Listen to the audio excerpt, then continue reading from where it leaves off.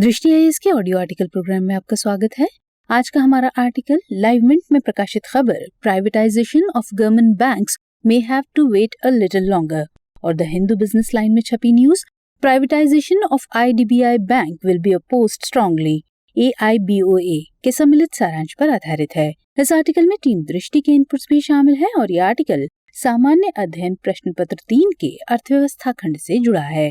तो आइए लेख की शुरुआत करते हैं, जिसका विषय है क्यों हो रहा है बैंकों के निजीकरण का विरोध।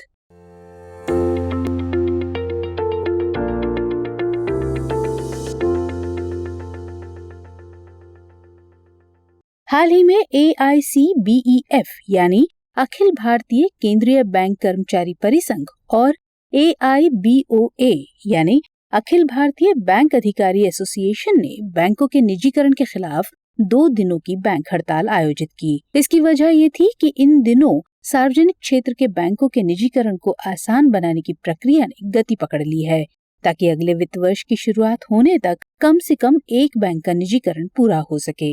दरअसल 2021-22 के केंद्रीय बजट में वित्त मंत्री ने ऐलान किया कि इस साल सार्वजनिक क्षेत्र के 2 बैंकों और 1 बीमा कंपनी के लिए निजीकरण की प्रक्रिया शुरू की जाएगी। इसके लिए जल्द ही बैंकिंग विनियमन अधिनियम 1949 और दूसरे कानूनों में बदलाव के लिए कैबिनेट की मंजूरी मिलने की उम्मीद है, क्योंकि प्रक्रिया आखिरी चरण में है।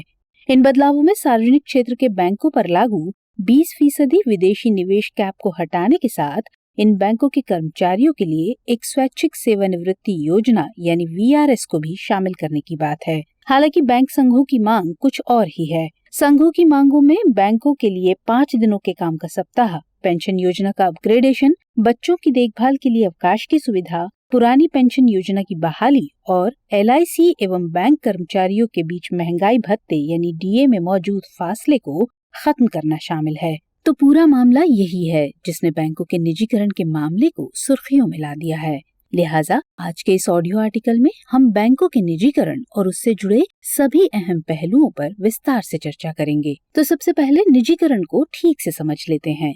दरअसल सरकार से निजी क्षेत्र में मालिकाना हक, संपत्ति या व्यवसाय के ट्रांसफर को निजीकरण कहा जाता है।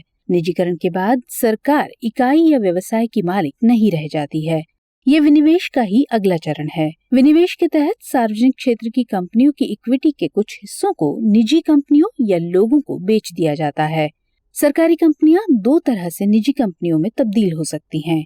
एक स्वामित्व का ट्रांसफर, जिसमें सार्वजनिक क्षेत्र की कंपनियों की एक मुश्त बिक्री कर उसका मालिकाना हक और प्रबंधन निजी हाथों में दे दिया जाता है, जबकि दूसरा विनिवेश है, जिसमें सार्वजनिक क्षेत्र के उपक्रमों की इक्विटी के कुछ हिस्सों को निजी क्षेत्र में बेचा जाता है। बिक्री का मुख्य मकसद वित्तीय अनुशासन में सुधार करना और आधुनिकीकरण की सुविधा प्रदान करना होता है। निजीकरण का एक मतलब उस प्रक्रिया से भी है जिसमें सार्वजनिक रूप से कारोबार करने वाली कंपनी को कुछ लोगों द्वारा अपने कब्जे में ले लिया जाता है। इसे भी निजीकरण कहते हैं। निजीकरण की इस स्थिति में कंपनी के स्टॉक का शेयर बाजार में कारोबार नहीं होता है और आम जनता को ऐसी कंपनी में हिस्सेदारी रखने से रोक दिया जाता है। साथ ही कंपनी लिमिटेड नाम छोड़ देती है और अपने लास्ट नेम में प्राइवेट लिमिटेड का इस्तेमाल शुरू कर देती है। निजीकरण को कंपनी में अधिक दक्षता और निष्पक्षता लाने के लिए जाना जाता है, जिसे लेकर एक सरकारी कंपनी अधिक चिंतित नहीं होती है। ऐसे निजीकरण के सामान्यतः 6 तरीके हैं। इनमें शामिल है शेयरों की सार्वजनिक बिक्री, सार्वजनिक नीलामी, राज्य द्वारा नियंत्रित उद्यमों के कंट्रोल का ट्रांसफर, सरकारी टेंडर, सीधी बातचीत और खरीद के अधिकार के साथ लीज। भारत सरकार निजीकरण के लिए 1991 में ऐतिहासिक आर्थिक सुधार लेकर आई, जिसे नई आर्थिक नीति या LPG नीति के रूप में जाना जाता है। इसे ही बड़े पैमाने पर निजीकरण की औपचारिक शुरुआत माना जाता है। लेकिन मौजूदा वक्त में निजीकरण की गति बढ़ने का लॉजिक कुछ और भी है। तो आइए अब बैंकों के निजीकरण के पीछे के लॉजिक को जानते हैं। तो सरकार सार्वजनिक क्षेत्रों के बैंकों का निजीकरण करके अधिक दक्षता लाना चाहती है और समय समय पर इन बैंकों के पुनर्पूंजीकरण के बोझ से बचना चाहती है। वित्त वर्ष 2021-22 के लिए बजट पेश करते हुए वित्त मंत्री ने ऐलान किया कि वित्त वर्ष 2022 में IDBI बैंक के साथ 2 सरकारी बैंकों और एक सामान्य बीमा कंपनी का निजीकरण किया जाएगा। Federal think tank NITI Aayog ने निजीकरण के लिए 2 PSB को शॉर्टलिस्ट भी किया था। गिरती अर्थव्यवस्था निजीकरण का पहला और सबसे महत्वपूर्ण कारण है। चल रही महामारी से भारतीय अर्थव्यवस्था बुरी तरह प्रभावित हुई है। इसके चलते सरकार ने बड़े पैमाने पर विनिवेश जैसे साहसिक कदम उठाए हैं। बढ़ती एनपीए की समस्या भी निजीकरण के लिए प्रेरक बनी है। कल्याणकारी राज्य योजनाओं और ऋण माफी आदि के कारण एनपीए के सबसे बड़े योगदानकर्ता पीएसबीज यानी सार्वजनिक क्षेत्र के बैंक हैं।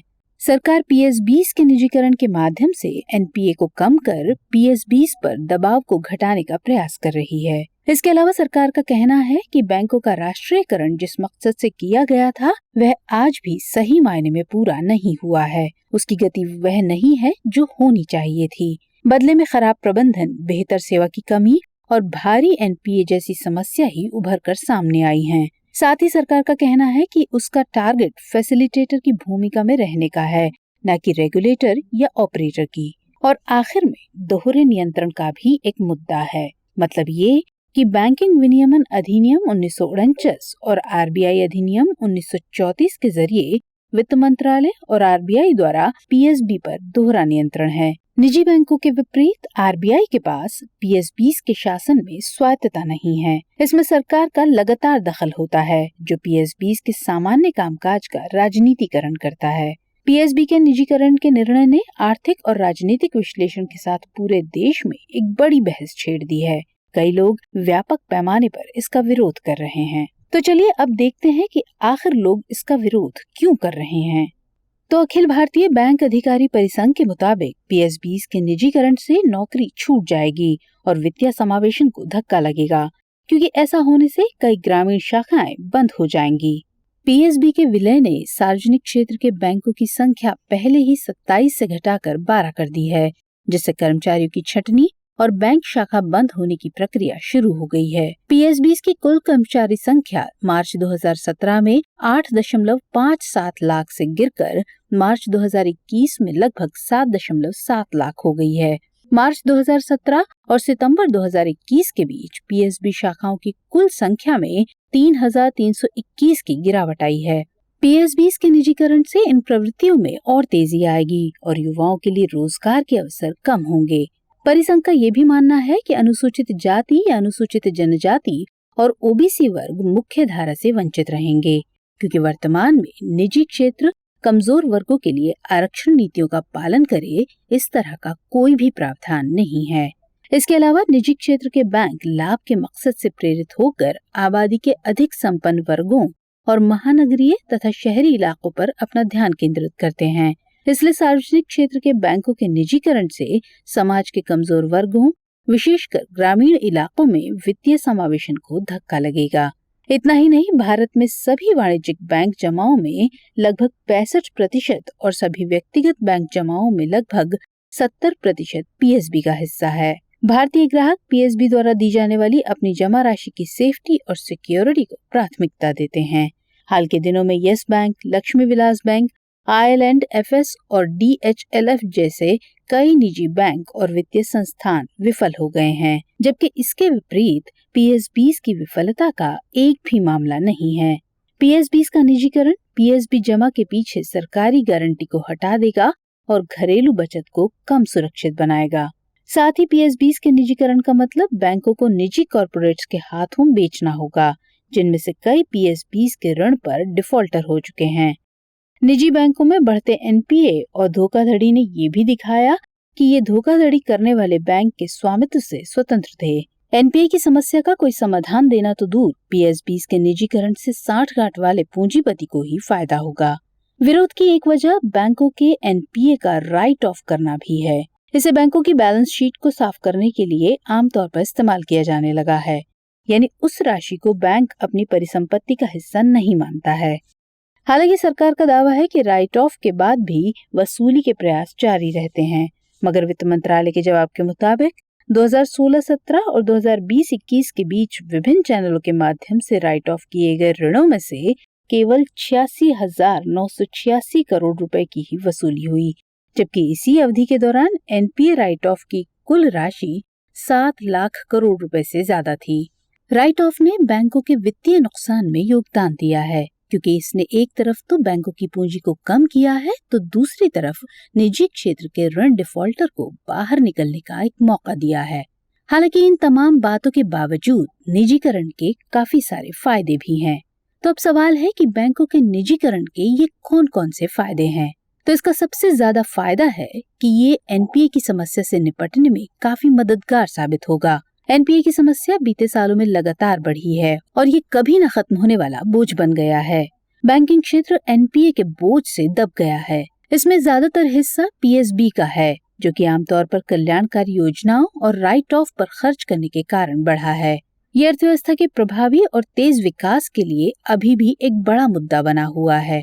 बढ़ते एनपीए के मुद्दे से अर्थव्यवस्था की वित्तीय सेहत बुरी तरह प्रभावित हुई है। सार्वजनिक क्षेत्र के बैंकों के निजीकरण से एनपीए की समस्या भले ही समाप्त न हो, मगर इसे प्रभावी ढंग से कम करने में जरूर मदद मिलेगी। साथ ही निजीकरण से आर्थिक स्तर पर स्थिरता आएगी। इससे महामारी के दौरान गिरी अर्थव्यवस्था पर सकारात्मक प्रभाव पड़ेगा। घाटे में चल रहे कुछ पीएसबी के निजीकरण से उसके अनुशासन और प्रबंधन में सुधार होगा, जिसका प्रभाव दूसरे पीएसबीज पर भी पड़ेगा। इसके अलावा सरकारी होल्डिंग्स के विनिवेश से विदेशी निवेश बढ़ेगा, जो बैंकों के पुनर्पूंजीकरण में सहायक होगा। ये निजी निवेशकों के जरिए इक्विटी में बढ़ोतरी करेगा और अर्थव्यवस्था को महामारी के प्रभाव से बाहर निकालने में मदद करेगा। इतना ही नहीं, ये प्रशासनिक दक्षता और ग्राहक सेवा की क्वालिटी को भी बेहतर करेगा। प्रशासनिक दक्षता बैंक के सुचारू कामकाज और प्रशासन में महत्वपूर्ण भूमिका निभाती है। ऐसा माना जाता है कि सार्वजनिक क्षेत्र के बैंकों की तुलना में किसी निजी बैंक की प्रशासनिक दक्षता और उसकी ग्राहक सेवा बेहतर होती है।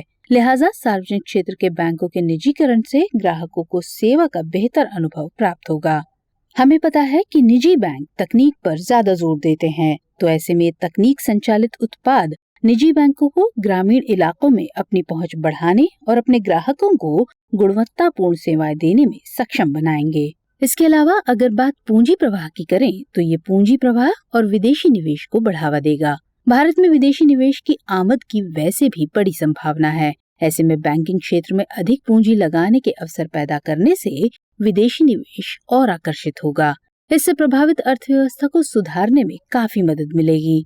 निजी बैंकों की तुलना में सरकारी बैंक उधार देने, जमा को आकर्षित करने और शाखाएं स्थापित करने में कमजोर होते हैं। सार्वजनिक क्षेत्र के बैंक अक्सर एजेंसियों और नियामकों के डर के चलते ऋण संबंधी निर्णय लेने से हिचकते हैं।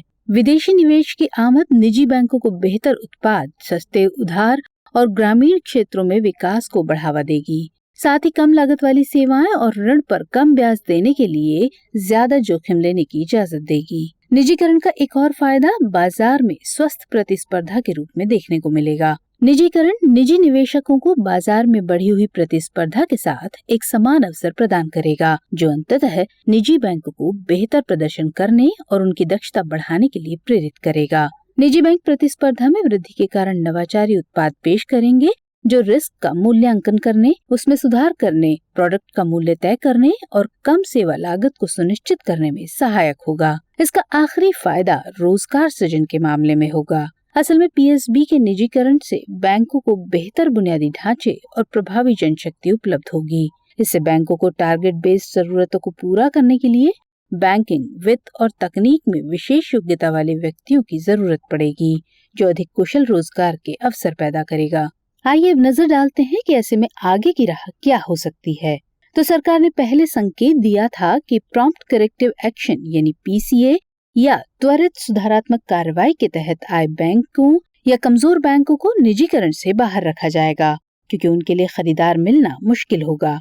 इसके उलट सरकार को करना ये चाहिए कि उम्दा प्रदर्शन करने वाले बैंकों की जगह खराब वित्तीय और प्रशासनिक हालात वाले बैंकों के निजीकरण पर जोर दे। इससे बेहतर वित्तीय स्थिति वाले बैंकों का मनोबल बढ़ेगा और वे अधिक दक्षता से तथा बेहतर प्रदर्शन करेंगे।